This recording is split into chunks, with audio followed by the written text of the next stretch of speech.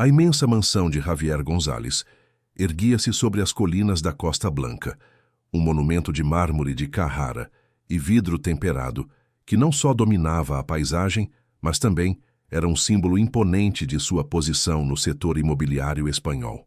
Não era uma casa, mas uma declaração, uma estrutura de 3.000 metros quadrados de design vanguardista, com 12 dormitórios, 8 banheiros de design, piscina olímpica climatizada e até uma quadra de tênis profissional homologada pela Federação Espanhola de Tênis.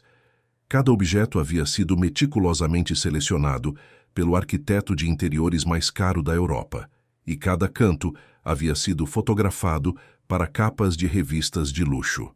Era em todos os sentidos perfeita, impecável, fria e profundamente vazia.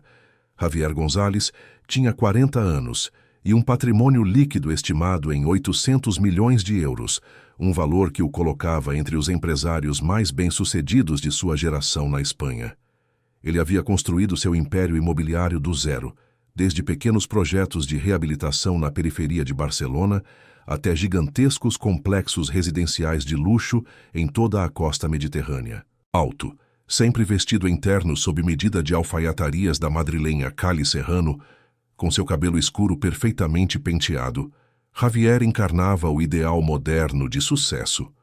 No entanto, por trás dessa fachada de ouro e eficiência, havia um homem que havia sacrificado tudo pelo trabalho. Sua esposa, Inés, faleceu 3 anos antes em um terrível acidente de carro, deixando-o sozinho com Martina, uma recém-nascida que mal contava com 6 meses de idade. O golpe tinha sido devastador, mas Javier, incapaz de lidar com a dor e a solidão, reagiu da única forma que conhecia, trabalhando mais. Ele usou o trabalho, os contratos e as aquisições como um muro de contenção contra o luto. Passava semanas inteiras fora da Costa Blanca, deixando sua filha aos cuidados de babás profissionais de agências exclusivas, regiamente pagas para substituir o que ele não podia dar: presença. Martina havia crescido naquela mansão dourada, cercada por brinquedos caríssimos que nunca tocava, e por pessoas pagas para gerenciar todos os aspectos de sua vida. Cada necessidade material era suprida instantaneamente, de brinquedos educativos importados a aulas de estimulação precoce. No entanto, ninguém nunca lhe havia ensinado o que significava ser amada simplesmente por ser quem era, sem a obrigação inerente a um salário profissional. A menina de apenas 3 anos carregava uma tristeza que não deveria existir nessa idade. Seu olhar, muitas vezes perdido no vazio, refletia a solidão de uma vida sem uma forte âncora emocional. 2 semanas antes de esta história atingir seu ponto crítico, Martina parou de comer. Inicialmente, Javier nem sequer havia notado, muito ocupado com o fechamento de um negócio crucial nas Ilhas Baleares. Foi Dona Lopes, uma babá suíça de 60 anos com 30 anos de experiência impecável, quem o chamou alarmada. A menina rejeitava todo o alimento, cuspia o purê mais elaborado, virava a cabeça com determinação e chorava em silêncio se alguém insistisse. Javier retornou à Costa Blanca imediatamente e fez o que sempre fazia. Tentou resolver o problema com dinheiro. Acionou sua rede de contatos na saúde privada. Mobilizou os melhores pediatras de Barcelona, especialistas em nutrição infantil e até um psicólogo infantil de prestígio internacional. A resposta de Javier estava alinhada com seu perfil socioeconômico: fornecer o melhor serviço de saúde privado, seguindo as regulamentações espanholas mais rigorosas. Submeteram Martina a uma bateria de exames médicos, análises de sangue detalhadas, testes de alergias alimentares. Tudo, segundo o relatório médico, era completamente normal. A menina estava fisicamente saudável. O problema, diagnosticaram os especialistas após 3 dias de testes intensivos, não era médico. Nesse ponto, a lei espanhola de proteção à criança, que prioriza o interesse superior do menor, estava muito presente na mente dos médicos. A principal preocupação era evitar o risco de vida. Eles alertaram Javier que, se a perda de peso de 2 quilogramas continuasse, um valor significativo para uma menina de 3 anos, seriam obrigados, no âmbito legal da emergência sanitária, a considerar a hospitalização e a alimentação assistida por via intravenosa. Queriam esgotar todas as opções antes de chegar a esse extremo, mas a contagem regressiva havia começado. Eles tentaram todos os tipos de comida: pratos gourmet preparados pelo chefe particular da mansão, alimentos orgânicos importados da mais alta qualidade e apresentações que pareciam obras de arte minimalistas. Martina simplesmente olhava para eles com seus grandes olhos castanhos e balançava a cabeça em negação. Às vezes, chorava em silêncio. Às vezes, apenas olhava para o vazio, dando a impressão de que estava desistindo.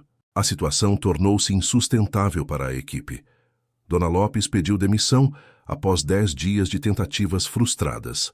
Ela afirmou que nunca havia visto uma negação da vida tão absoluta e que a responsabilidade era grande demais. Javier contratou imediatamente outra babá e depois uma terceira quando a segunda desistiu após 3 dias. Nenhuma delas sabia como se conectar com aquela criança silenciosa. Javier passava horas sentado ao lado de Martina, tentando convencê-la, implorando com palavras desajeitadas para que comesse, mas a menina o olhava com uma expressão de estranheza. Ele era um estranho para ela, uma figura distante, sempre viajando, sempre em reuniões. Ele havia delegado todos os aspectos de sua paternidade a profissionais pagos, incluindo o afeto e a ternura. A conexão havia se rompido antes mesmo de se formar. Uma tarde, à beira do desespero, e percebendo que a lógica das agências de elite havia falhado miseravelmente, Javier fez algo totalmente atípico.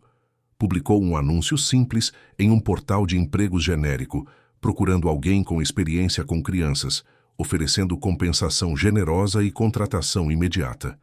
Ele precisava de uma solução humana, não de mais uma profissional. Recebeu dezenas de respostas, a maioria de babás qualificadas com salários exorbitantes. Então ele viu uma candidatura que se destacava por sua simplicidade e falta de pretensão.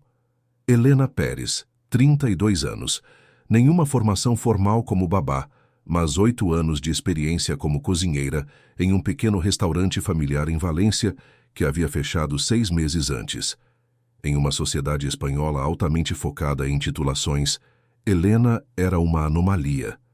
Ele a chamou para uma entrevista no dia seguinte. Helena chegou a Barcelona de trem vinda de Valência, onde morava com os pais em um apartamento modesto. Ela era completamente diferente das babás de elite que Javier conhecia. Não usava roupas de marca, mas um vestido simples. Seu cabelo castanho estava preso em um rabo de cavalo despretensioso. Suas mãos mostravam as marcas do trabalho duro na cozinha, calejadas, mas fortes. Mas o que a distinguia era a calorosa autenticidade que irradiava de seus olhos, um brilho que não se encontrava em currículos nem em contas bancárias.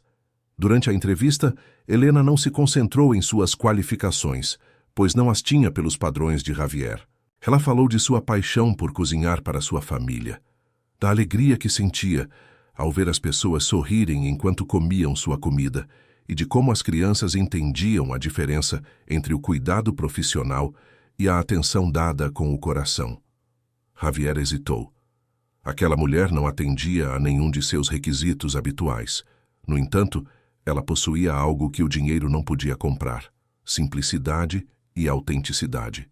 Ele decidiu dar-lhe uma chance, uma última tentativa antes de ceder à hospitalização forçada. Contou-lhe a situação de Martina. 14 dias sem comer, os médicos perplexos, o risco de vida iminente. Helena ouviu em silêncio, sem se alarmar ou prometer milagres, um contraste notável com o pânico dos outros. Em seguida, com calma, perguntou se podia ver Martina. Javier a levou ao quarto da menina. Martina estava sentada na cama, cercada por caríssimos brinquedos temáticos que não tocava. Ela olhava pela janela com aqueles olhos vazios que destruíam Javier. Helena se aproximou lentamente.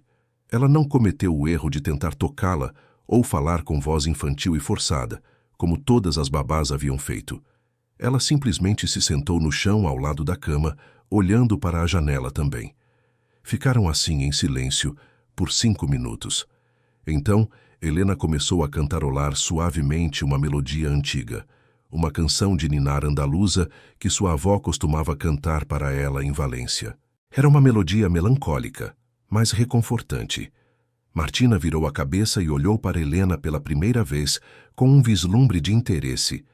Helena sorriu, mas não era um sorriso forçado. Era um sorriso verdadeiro e caloroso, e continuou cantando. Martina não sorriu, mas o vazio em seus olhos mudou, dando lugar a uma pequena faísca de curiosidade. Javier, observando da soleira, sentiu seu coração, endurecido por anos de negócios e luto não resolvido, bater forte, com uma emoção desconhecida. Naquele instante ele soube que Helena estava contratada. Ela poderia começar imediatamente. Helena assentiu. Ela não tinha muito a perder e talvez, apenas talvez, pudesse ajudar aquela criança triste. A última esperança de Javier González acabara de chegar à mansão da Costa Blanca, com as mãos marcadas pela cozinha e um coração cheio do calor de Valência. Havia chegado a hora de descobrir se o amor e a simplicidade podiam curar o que a ciência e os 800 milhões de euros não tinham conseguido tocar. Helena se instalou naquela tarde no quarto do pessoal, um espaço funcional e simples, austero em comparação com o luxuoso design do resto da mansão da Costa Blanca, mas que para ela representava um novo começo e a possibilidade de um propósito renovado após o fechamento de seu restaurante familiar em Valência. Ela não se importou com o contraste. Tinha uma missão clara e urgente: entender por que Martina, uma menina de apenas 3 anos, havia tomado a decisão silenciosa de rejeitar a vida. Naquela noite, antes de dormir, Helena repassou mentalmente tudo o que havia visto e o que sabia sobre Javier e a menina. Não era um problema de saúde, nem de nutrição. Era, seu instinto percebia, um problema de conexão. A manhã seguinte se tornou o ponto de inflexão. Helena acordou às 6 em ponto, com a pontualidade adquirida após anos de serviço na cozinha. Desceu para a cozinha principal, um espaço de alta tecnologia que, ironicamente, intimidava por sua perfeição asséptica. O chefe particular de Javier havia recebido ordens de tirar alguns dias de folga. Então Helena teve a imensa cozinha profissional só para ela. Ela ignorou os eletrodomésticos de última geração e os ingredientes exóticos. Abriu a geladeira e a despensa, procurando os elementos mais básicos e reconfortantes: ovos, farinha de trigo, leite fresco de gado local, açúcar branco. Eram os mesmos ingredientes humildes que sua avó usava em sua casa em Valência. Ela começou a preparar um café da manhã que não tinha nada de gourmet. Biscoitos caseiros. Não eram biscoitos de aveia com sementes orgânicas, nem cupcakes artisticamente elaborados. Eram biscoitos simples e regulares, assados com manteiga. Eram exatamente aqueles que sua avó fazia para ela quando criança, e que ela havia preparado inúmeras vezes para seus sobrinhos. O processo foi rítmico, quase meditativo. Medir, misturar, amassar, esticar a massa com um rolo de madeira que encontrou em uma gaveta esquecida. À medida que os biscoitos entravam no forno, um aroma transformador começou a impregnar o ar. Não era o cheiro limpo e neutro de um hotel de luxo, mas um cheiro de lar, de calor, de canela, de promessa de amor assado a 175 graus Celsius. Eram 7 da manhã, quando Martina acordou. Helena ouviu os pequenos passos da menina no corredor, um som fraco que se tornou mais firme à medida que se aproximava da fonte do cheiro. Martina desceu as escadas lentamente, seus grandes olhos fixos na direção da cozinha. Parou na soleira, observando Helena tirar uma assadeira fumegante do forno. Helena, ciente da presença da menina, virou-se e a viu. Não correu até ela. Não a assaltou com perguntas ansiosas sobre se queria comer, como todas as babás haviam feito. Ela simplesmente sorriu com um sorriso genuíno e desprovido de expectativas. "Bom dia, Martina", disse em tom calmo. "Estou fazendo o café da manhã. Quer me fazer companhia?" Martina hesitou. Então, impulsionada pelo aroma e pela falta de pressão na voz de Helena, deu alguns passos cautelosos para a frente. Helena colocou um biscoito, ligeiramente imperfeito e ainda morno, em um prato de cerâmica simples que encontrou em um armário, e o deixou sobre a mesa da ilha da cozinha. Em seguida, continuou com suas tarefas, cortando frutas para uma tigela, agindo como se a presença da menina fosse completamente natural e não o evento mais crucial das últimas 2 semanas. Martina se aproximou da mesa, olhando para o biscoito. Não era a comida perfeitamente emplatada e balanceada que lhe apresentavam diariamente. Era comida feita com as mãos, com imperfeições visíveis, com alma. Ela se sentou em uma cadeira, sem tocá-lo, apenas observando. Helena se sentou do outro lado da mesa e pegou um biscoito, mordendo-o com prazer visível e emitindo um som de satisfação. Murmurou. Isso me lembra tanto Valência. E então ela começou a fazer o que nenhuma outra adulta na mansão da Costa Blanca havia se permitido. Começou a contar uma história. Não era um conto de fadas de um livro caro.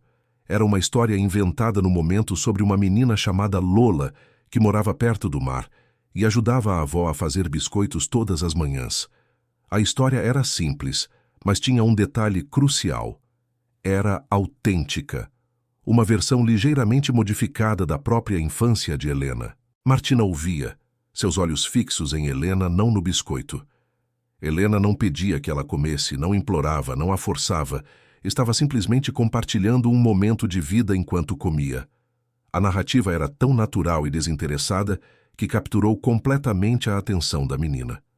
Após 20 minutos de narração, enquanto Helena contava como a pequena Lola havia aprendido a amassar com suas mãozinhas, Martina estendeu a mão. Lentamente, com uma hesitação que durou apenas um instante, tocou o biscoito morno. Pegou-o, levou-o à boca e deu uma pequena mordida. Helena continuou a história sem mudar o tom, sem demonstrar sequer um pingo de emoção, embora seu coração batesse forte em seu peito. Martina mastigou lentamente. O sabor era doce, simples, reconfortante. Ela deu outra mordida e depois mais uma. Em 5 minutos, tinha terminado o biscoito inteiro. Javier Gonzalez desceu as escadas naquele exato momento, guiado pelo cheiro incomum de lar. Ele parou na soleira da cozinha, incapaz de acreditar no que seus olhos viam. Sua filha estava comendo. Pela primeira vez em 14 dias, ela estava comendo com apetite. Ele quis gritar de alegria, correr até ela e abraçá-la, mas Helena, com um movimento quase imperceptível de sua mão, indicou-lhe que ficasse quieto, para não quebrar a magia com sua efusividade. Helena ofereceu a Martina um segundo biscoito, e a menina o pegou sem hesitar. Desta vez, ela comeu enquanto Helena continuava a história e, em seguida, bebeu o leite que Helena lhe serviu em uma caneca de cerâmica simples. Quando Martina terminou, Helena simplesmente disse que era hora de se vestir para o dia. Martina assentiu e se deixou guiar escada acima. Javier ficou sozinho na cozinha, com lágrimas silenciosas escorrendo pelo rosto. Ele não entendia como havia acontecido, mas um milagre da simplicidade havia ocorrido. Sua filha havia voltado. Mais tarde naquela manhã, Javier chamou Helena em seu escritório. Ele queria saber tudo, queria saber o que e o como daquele prodígio. Helena olhou para ele com aqueles olhos sinceros e disse algo que Javier, com seus 40 anos e 800 milhões, nunca havia compreendido.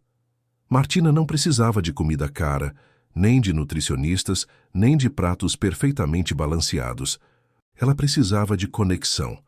Precisava sentir que alguém se importava com ela como pessoa, não como uma responsabilidade profissional. Os biscoitos caseiros, explicou Helena, não eram especiais pelos ingredientes. Eram especiais porque foram feitos com amor, com intenção, com a consciência de que alguém os comeria e sentiria esse afeto. Helena explicou a Javier que, nas 2 semanas anteriores, Martina havia sido cercada por excelentes profissionais que faziam seu trabalho com perfeição, seguindo estritamente as instruções, mas ninguém havia se sentado ao lado dela como um ser humano compartilhando um momento de vida. Ninguém havia lhe contado uma história verdadeira. Ninguém havia permitido que ela tomasse a decisão de comer por conta própria, sem pressão, sem ansiedade. Javier ouviu e, pela primeira vez, compreendeu algo fundamental que o dinheiro e o sucesso haviam obscurecido. Sua filha não parou de comer por um problema físico ou psicológico. Ela parou de comer porque estava sozinha, cercada de luxo, em um mundo de adultos pagos, incluindo o pai, que estava ocupado demais construindo impérios para construir um relacionamento com ela. Helena ofereceu a Javier uma verdade incômoda. A revelação final deste capítulo veio em uma tarde, quando Javier, oferecendo dobrar o salário de Helena, foi interrompido por ela.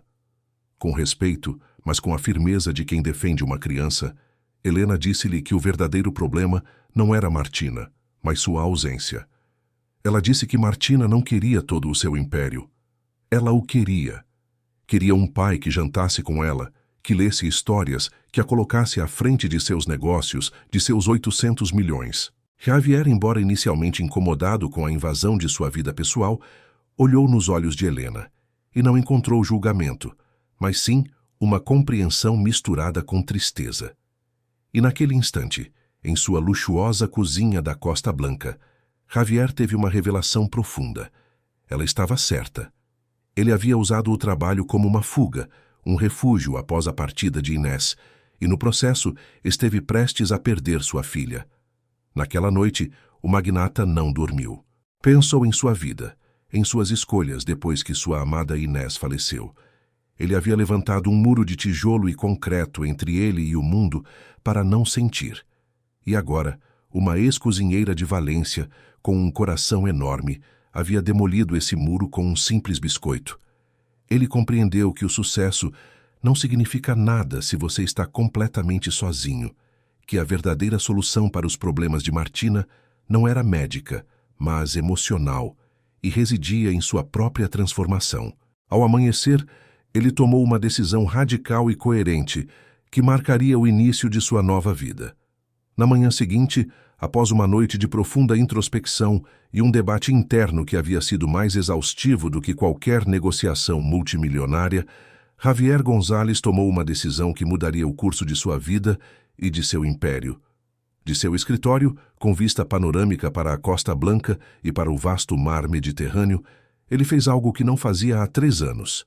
Ele cancelou sua agenda.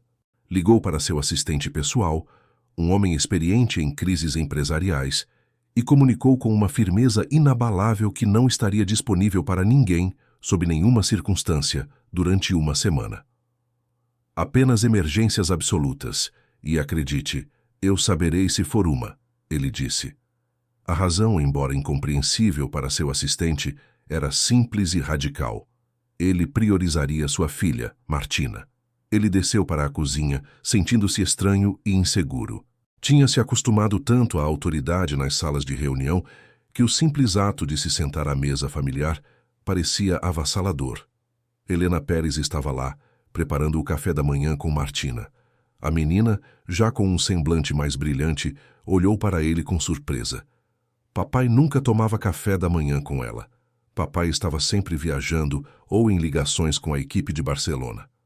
Javier sentou-se desajeitadamente à mesa. Helena, com sua sabedoria silenciosa, sorriu encorajadoramente e colocou um prato de panquecas na frente dele. Em seguida, com admirável discrição, pediu licença e se retirou sutilmente, deixando pai e filha a sós. O silêncio foi inicialmente desconfortável, denso, carregado com 3 anos de ausência emocional. Javier não sabia como iniciar a conversa. Como se reconecta com a filha que você abandonou involuntariamente por causa do trabalho? Martina o observava com seus olhos grandes esperando. Desesperado, Javier fez o que Helena lhe havia ensinado: ser autêntico. Ele começou a contar uma história real e profundamente emotiva, a história de como conheceu sua mãe, Inés. Ele falou sobre como eles riram no primeiro dia, sobre a teimosia de Inés e seu riso contagiante, sobre a luz que ela trouxe para sua vida e a alegria com que decidiram construir uma família. Martina ouvia, completamente absorta. Ninguém nunca havia falado com ela sobre a mãe daquela maneira. Enquanto Javier narrava, ele se lembrava de quem ele era antes que a dor e o trabalho o consumissem. Ele se permitiu sentir. Naquele café da manhã, Javier teve seu primeiro grande avanço positivo na cura de sua própria ferida. Martina, ao sentir a verdade na voz do pai, sentiu pela primeira vez a conexão com a memória da pessoa que havia partido prematuramente e sentiu-se mais segura e amada. A partir desse dia, a vida na mansão da Costa Blanca passou por uma mudança coerente e progressiva. Javier transformou sua rotina, não de forma instantânea e perfeita. A mudança nunca é linear, mas de maneira genuína. Ele começou a jantar com Martina todas as noites possíveis, desligando o laptop e guardando o celular para longe da mesa. Ele começou a ler histórias para ela antes de dormir, não os 10 minutos apressados de antes, mas o tempo que Martina quisesse. Aprendeu a fazer perguntas sobre o dia dela na brinquedoteca e, crucialmente, a ouvir de verdade, sem interromper com a mentalidade de um executivo em busca de soluções rápidas. Helena, nesse processo, tornou-se sua guia silenciosa. Ela estava lá para lembrá-lo gentilmente quando os velhos hábitos ameaçavam ressurgir, mostrando-lhe que a paternidade não exigia a perfeição empresarial, mas a presença autêntica. 6 meses se passaram. Martina estava completamente transformada. Não era mais a menina silenciosa e triste que se recusava a viver. Era uma criança vivaz que ria, brincava com suas bonecas, comia com apetite e tinha uma luz radiante nos olhos. Mas não era só ela que havia mudado. Javier também era outra pessoa. Ele havia reduzido significativamente suas horas de trabalho, delegado mais responsabilidades para suas equipes em Barcelona e entendido que a ambição não tem sentido se não há alguém com quem compartilhar o sucesso. Ele havia encontrado um novo equilíbrio entre o império e o lar, e no processo descobriu algo que não estava procurando. Ele percebeu que Helena Pérez havia se tornado muito mais do que uma empregada. Sua simplicidade, sua perspectiva autêntica do mundo, sua sabedoria natural sobre o valor das coisas não materiais, haviam lhe ensinado mais do que qualquer livro de negócios ou cúpula de empresários. Eles começaram a passar tempo juntos à noite, depois que Martina dormia, compartilhando confidências. Helena lhe contou em detalhes sobre sua vida em Valência, sobre o restaurante familiar que teve que fechar e sobre os sonhos que teve que adiar. Javier, por sua vez, se abriu sobre seu sentimento de culpa por ter falhado como pai e pela profunda solidão que sentia desde a partida de Inés. Em uma tarde de primavera, enquanto estavam sentados no jardim da Costa Blanca, observando o pôr do sol, Javier percebeu algo que o atingiu com a força de uma revelação milagrosa. Ele havia se apaixonado por Helena, não pela ideia dela como a salvadora de sua filha, mas por quem ela realmente era, sua força tranquila, sua capacidade de ver o que importava e seu riso sincero que preenchia aquela casa que antes estava vazia de calor. Apesar da enorme disparidade econômica e social que a sociedade espanhola poderia enxergar, o magnata e a ex-cozinheira, a conexão deles era inegável. O medo de Javier era real. Medo de que Helena o visse apenas como seu empregador. Medo de que a diferença de classes tornasse impossível qualquer relacionamento real. E medo de arruinar o equilíbrio perfeito que haviam encontrado para Martina. O ponto de virada final, o catalisador que dissipou os medos, veio da inocência infantil. Um dia Martina, em um ato de afeto e desejo profundo, perguntou a Helena: "Helena, você pode ser minha nova mamãe?" Helena, emocionada até as lágrimas, não soube o que responder. Ela disse docemente a Martina que a amava muito, mas que ser mamãe era algo muito complexo. Javier ouviu essa conversa da entrada e entendeu que não havia mais volta. Naquela mesma noite, depois que Martina dormiu, Javier encontrou coragem para falar com Helena na cozinha. Ele lhe disse o que sentia. Ele confessou que havia se apaixonado, e que se apaixonou não apesar de suas diferenças, mas precisamente por elas, já que ela havia lhe ensinado o valor de viver plenamente. Ele disse que juntos, com Martina, eles haviam criado algo que parecia uma verdadeira família. Helena chorou. Ela confessou que também havia se apaixonado, mas que seu medo era que ele, o multimilionário, acordasse um dia e percebesse que ela era apenas a empregada, a mulher simples de Valência e não alguém de seu mundo. Javier pegou suas mãos, aquelas mãos marcadas pelo trabalho duro, que cozinhavam com amor e que haviam salvado sua filha. Ele disse que ela não era do mundo dele. Ela e Martina eram o mundo dele. 2 anos depois, no mesmo jardim da mansão na Costa Blanca, que antes era apenas um adorno, realizou-se um casamento. Não foi uma cerimônia ostentosa com centenas de convidados e cobertura da mídia, mas uma cerimônia íntima, um reflexo dos valores de Helena. Estavam seus pais emocionados, que haviam viajado de Valência. Estavam alguns amigos próximos de Javier, que testemunharam sua milagrosa transformação. E estava Martina, vestida de dama de honra, sorrindo sem parar, uma imagem de saúde e felicidade. Helena insistiu na simplicidade. Nada de comida gourmet, mas pratos caseiros feitos por suas tias. Nada de decorações caras, mas flores silvestres do jardim. Tudo era calor, risos e amor verdadeiro. Durante a troca de votos, Javier disse algo que fez todos os presentes chorarem, uma revelação final de sua alma curada. Helena, você não apenas salvou nossa filha, você me salvou. Você me ensinou que o valor de uma vida não é medido em milhões, mas em momentos, em cafés da manhã compartilhados, em histórias contadas em presença autêntica. Você me mostrou que era possível recomeçar, que não era tarde demais para ser o pai e o homem que eu queria ser. Helena respondeu que Javier lhe havia dado algo que ela pensava ter perdido para sempre, com o fechamento do restaurante. Um propósito, não apenas um emprego e uma família, não apenas segurança financeira. A mansão mudou radicalmente após o casamento, não no mobiliário, mas na atmosfera. Estava cheia de vida, de risos e do cheiro constante de comida caseira. Javier continuava trabalhando sim, mas com um equilíbrio inabalável. As noites e os fins de semana eram sagrados para a família. Helena, usando seu dom, abriu uma pequena escola de culinária em uma ala da mansão para crianças do bairro, ensinando-lhes não apenas a cozinhar, mas a importância da comida feita com amor e dedicação. Martina, orgulhosa, tornou-se a pequena assistente. 1 ano após o casamento, nasceu outro bebê, um menino chamado Pablo.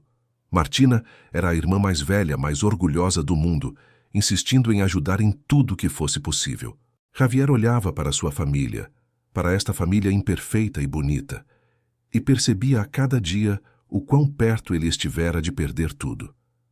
Se Helena não tivesse chegado naquele dia, se não tivesse visto o que os médicos mais caros de Barcelona não viram, se não o tivesse ensinado que o amor não pode ser delegado, o destino de sua família teria sido trágico.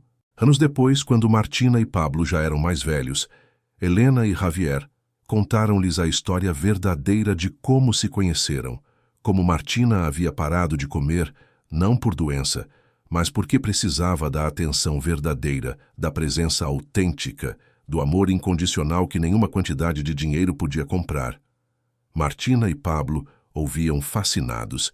Helena disse-lhes que, às vezes, os momentos mais difíceis da vida nos levam às pessoas certas na hora certa, e que o milagre não foi Martina ter comido, mas Javier ter encontrado o caminho de volta à humanidade. Javier acrescentou que a lição mais importante que havia aprendido era que o sucesso não significa nada se você está sozinho, que construir um império é inútil se você não tem uma família para compartilhar. Todas as manhãs, Helena continuava a fazer o café da manhã para a família. Não porque fosse seu trabalho, mas porque amava ver as pessoas que amava sorrirem enquanto comiam sua comida. E todas as manhãs, Javier se sentava naquela mesa, grato pela mulher que havia entrado em sua vida como empregada e se tornado seu tudo. A pequena Martina, que um dia havia decidido se deixar ir porque se sentia invisível, agora era uma menina radiante que sabia profundamente que era amada. E esta era a verdadeira magia que a simplicidade e o coração de Helena haviam trazido à fria mansão da Costa Blanca. Ela havia salvado uma criança e ensinado a uma família inteira o que realmente significava viver. Fim. Se você curtiu essa história, não esquece de deixar o like, se inscrever no canal e ativar o sininho. Assim você não perde nenhuma das próximas histórias incríveis que vêm por aí.